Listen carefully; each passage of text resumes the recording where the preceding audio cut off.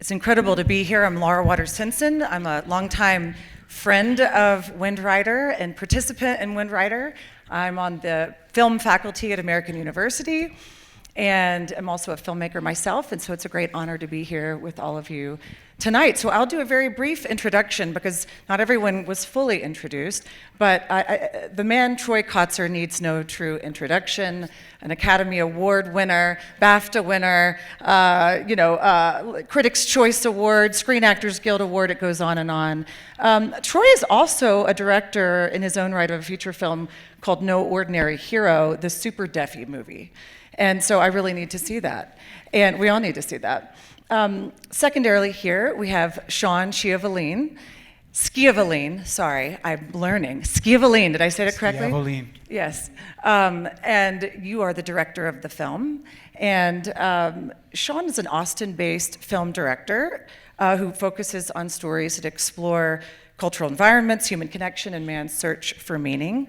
And your work has been featured in the New York Times, the Vatican, film festivals, and cultural events all over the world. Great to have you. And last but not least is John Papola, who is the producer of the film. And John is the co-founder, CEO, and creative director of Emergent Order, which is a creative studio based in Austin. He's directed and produced many of his own films, and is also the creator, writer, and producer of the podcast called Dad Saves America.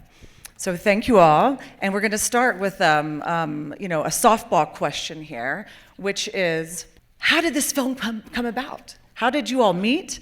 Where was the genesis? Tell us the genesis story of this film. So, as you said, we do this show, Dad Saves America, which is about celebrating really all the themes that are present in the film. The essential heroic role I think we as men can play as fathers in the lives of our kids, and how to have them reject what I think has become a culture of victimhood I think we all have to confront. And I think Troy had so many reasons to embrace that, and his father helped him reject that to unimaginable heights and overcome that challenges that God placed before him. And so when we saw him give his Oscar speech, our office was buzzing, and then it just happened to be the case that Troy and I share a manager in Mark Finley, who's the executive producer on the movie, for bringing us all together. So I pitched Mark on, we should have Troy on the show, and maybe if we hit it off, we could tell his story about his dad and go deeper into that story. And then I turned to Sean, and he and I had worked together as producer and director on a film about lifting the homeless out of the dire situations they're in. And I just thought, I knew Sean had the right touch and the right heart and the right delicacy as a filmmaker to bring it to life and to grapple with the challenges that I'd love him to talk about, of trying to make this film very accessible to a deaf audience and a hearing audience, which presented a lot of challenges none of us had ever experienced. Great. Okay, my next question is for Troy. Troy, last time when you were awarded at Sundance, and really CODA took Sundance by storm back in 2021, but as I understand it, that was during the pandemic, and I don't think you were able to show that in front of a live audience. So, how does it feel to be back at Sundance before a live audience, this time showing your own film? Well, looking out on this audience, wow, we're live. This wasn't what I expected. This is quite a large audience, like 500 people or something like that. During the pandemic, when they announced that we had won multiple awards, including Best Audience Award, the Jury Award, and Best Ensemble Cast here at Sundance, it just so happened we were celebrating on Zoom. And the whole cast was on Zoom, and so it was announced that we won, and we were jumping up and cheering, but there was no one to hug. We were just alone in a room. And it was such a strange experience. And now being here, it feels like I'm making up for lost time. And I feel like I was due. And especially to be here with my wife is really meaningful, that my wife Deanne is here. And she's always wanted to see Park City and Sundance, so I'm so glad that my wife's here with me. And I'm proud that I come from a multi-generational Catholic family. We had priests in our family, and my daughter went to a Catholic high school. And so she's off to college now in Colorado, and looking back, I'm quite proud to have been a father. You know, dads save America, right? Wonderful. Okay, Sean, I have a question for you. How did you develop the cinematic vision of the film, especially in light of so much of it had to be recreated? You had to do reenactments. You had some archival to work with, but tell us about developing the vision and how you worked with Troy and John. How did you come up with this approach? First of all, did you guys? Isn't that the most amazing kiss that you've seen on screen when Troy embraces Deanne at the Oscars? That is just like, wow.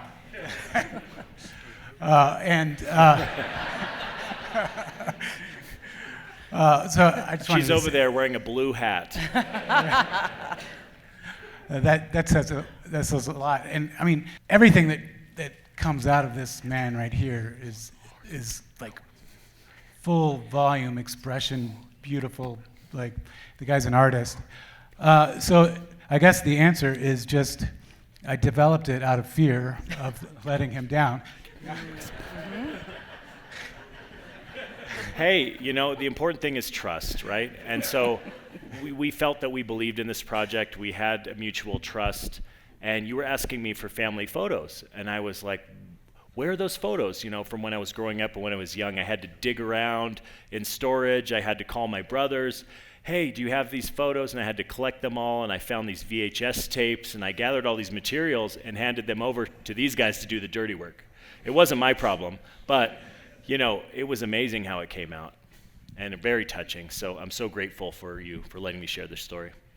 Yeah, he didn't tell you that he couldn't find the shot of him at his graduation. He told us this in a pre-interview, and I was just hooked. I was like, oh my God, we gotta have that. That is like the sort of core of the story, especially at that point. I was like, oh, we can build off of that. That's incredible. And then it disappeared. He couldn't find it. And we went out to film with him in Phoenix. And it's like, you know, triple digits in weeks. And he's like, hey, I found it. And he's like, it's out in my car. I don't know how long it was out in his car. But I was like, what? It's out in your car? What are you doing? Yeah. You're exaggerating. I can't hear you. I can't hear what you're saying.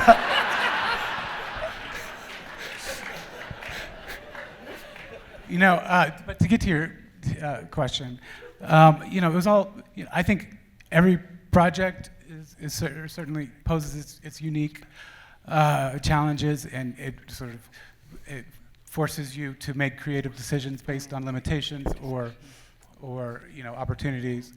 And so for this one in particular, the creative vision and aesthetic of this is all around, you know, like this. I had never made a film for a deaf audience before, and so every turn I was learning things that I had to give up, like things that, like in typical voiceover, you know, typical documentary filmmaking, or at least maybe my style, I tend to like use less and less talking heads on screen and subject on screen, and it's like, oh, well, we can't do that, right? And if there's all this FaceTime, we can like accentuate the background. We can try to present this. The emotion in different ways, and he doesn't really need it. He really doesn't. But you know, I was like, I got to be useful. I got to bring something to the story. Right.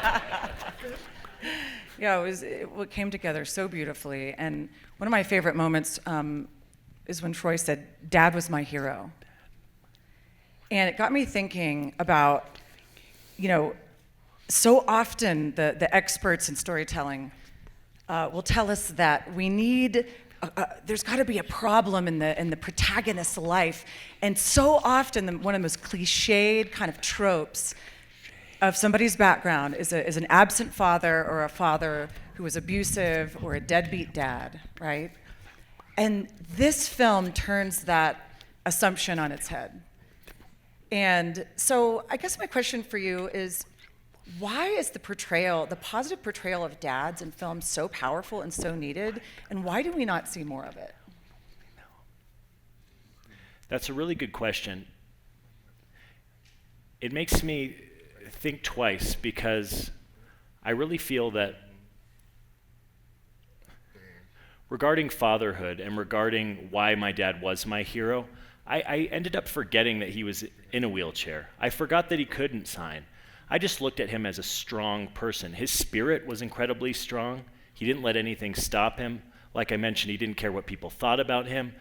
And, you know, I looked at myself and I was like, being deaf, so what? It's not a big deal. I didn't care what people thought about me either.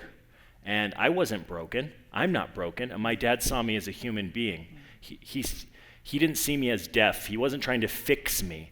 And that really taught me that there was a reason for living. And so for so many years, looking back, I really started to understand what God did and what that plan may have been after the accident happened.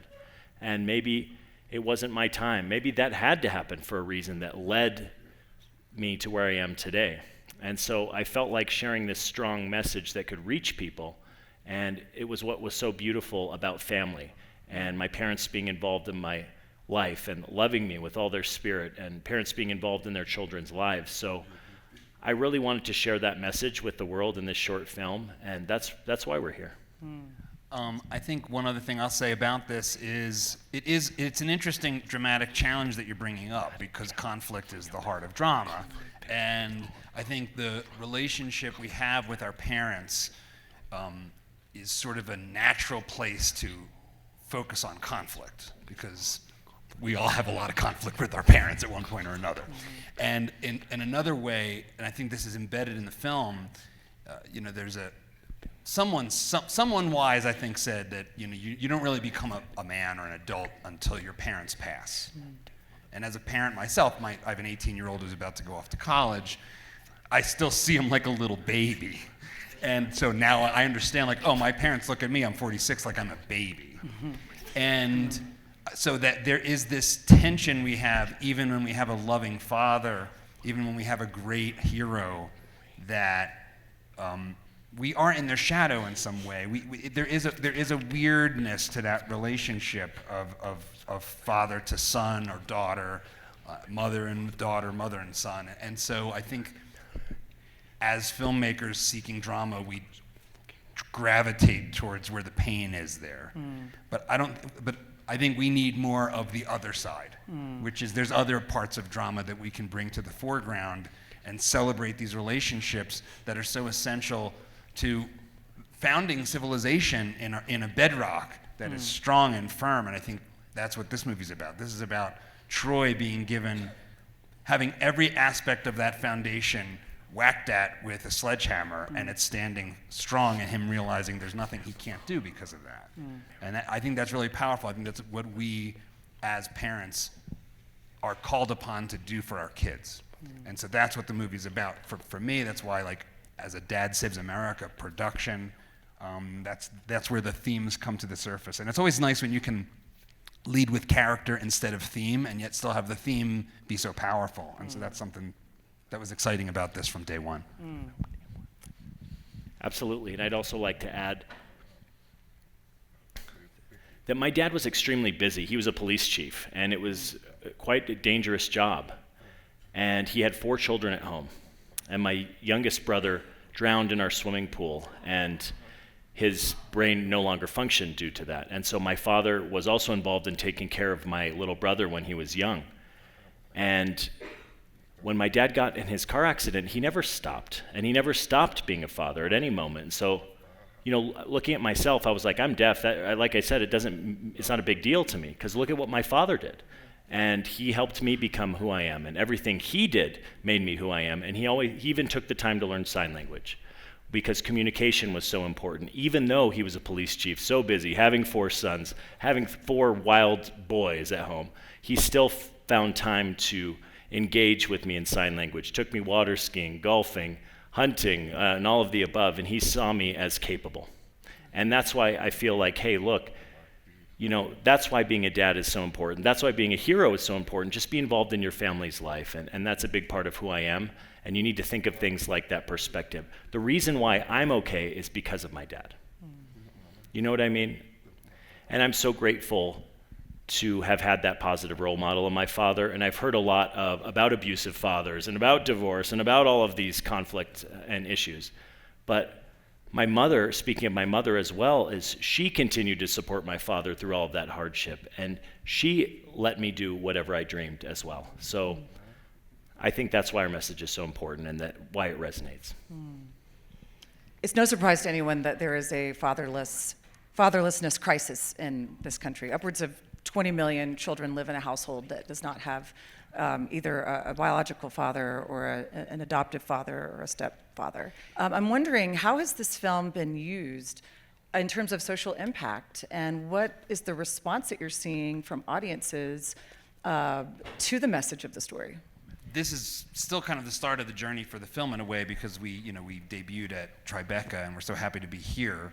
The movie became broadly available on YouTube last month, and just looking even at the comments, they're unbelievable. My favorite is somebody saying, like, I've been ugly crying for 25 minutes, which as a blubbery Italian I can relate to. It's always difficult when you want to make an impact with the film and understanding the impact you're making, and you can never truly know. So I think for us, we want to get it as broadly as possible. It's the biggest, most important fact that nobody or not enough people talk about.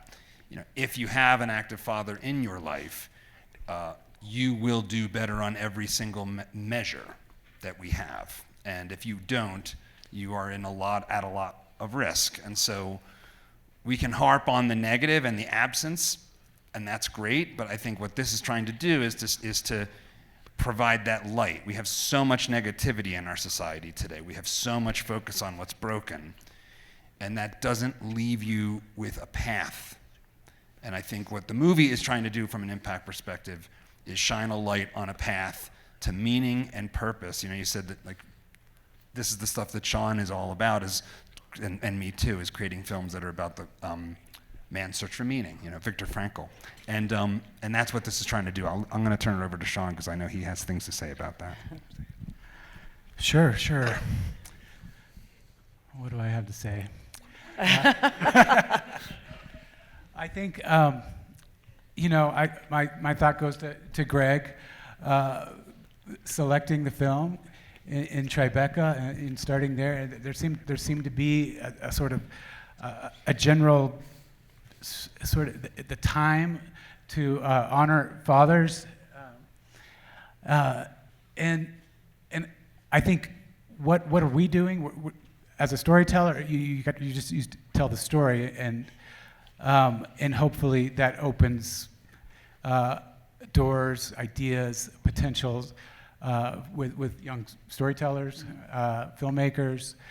That we can. It's okay. We don't have to like sort of follow the trends, and we can think about things independently, and it's okay to revere our fathers and fatherhood, and sort of take another look at it. Fatherhood is tough. I've got 4 kids. It's not a glamorous role, and you got to, like, dads have to carry. They've got a big burden to carry. It's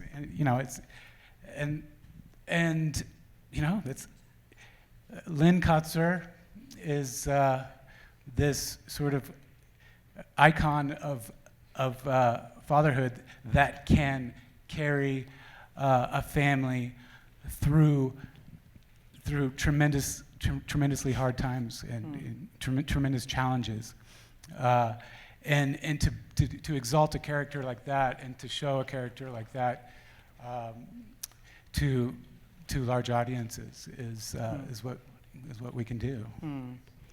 Okay, last question is for Troy.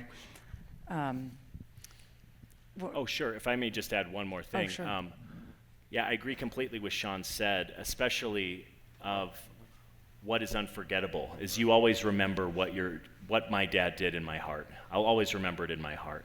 And when I became a father, I tried to use everything he taught me because I want my daughter to remember me and everything I did for her before my time is up. And so it's important to really carry on what the positivity in your heart from generation to generation. And I really feel strongly about that positivity because my dad was fine. I knew I'd be fine. And I felt like it's how the outside world perceived us, right? And that was a hardship. But you just have to be who you are. I had to be myself. And one of my roles is to change perspectives. And so to be able to change perspectives is amazing. And that's how you reach people. And with sign language, increasing awareness of sign language and deaf culture as well. And I'm so grateful for that. And again, thank you for providing interpreters and captioning. It really does mean a lot. I have a deaf friend and a deaf wife who are also able to enjoy this movie, and we enjoyed a film earlier that had captioning, and so I'm really appreciative of that. And it's an honor to be here again at Windrider. Thank you. I just want to say real quick, it blows my mind to think about this guy right here is the product of this overflowing love of this tremendously, really ordinary man, ordinary dad who had a clear conviction of who he was, clear identity, and just what gave everything to that, right? Yeah. Okay, last quick question. One of the most profound parts of the movie was when your father told you that he wanted you to continue to believe in God and that he maintained his own faith through an incredible tragedy and the loss of this mobility and the ability to communicate with you. How did that impact you to see him actively not lose hope in the face of such a challenge?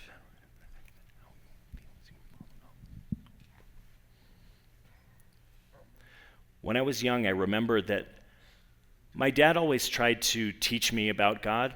And at that time, we went to this Catholic church that didn't have a deaf program or sign language interpreters or accessibility, and my dad had to look for other churches. And there was a Grace Community Church, I believe it was called, had a deaf community program. And so my dad found the time to drive across town on weekends and drop me off because they had classes in sign language. And I didn't really know who I was or what religion even was. I was just being taught about God as a child through the years. And after I was growing up, I remembered that I saw this priest, or my dad was preached a sermon and actually got up on stage. And so I was like, wow, my dad even found the time to learn about God and religion. And then through my dad's accident, he didn't stop. He never stopped his faith. And so looking back on him, I just can't help but think how strong he was. And so he taught me to keep the faith. He taught me to never stop believing. And therefore, I had to learn to keep my faith and not let anything stop me either. So I felt like we had a parallel journey in some ways. Oh, wonderful. Thank you so much. Thank you, everybody. Yes. Thank you.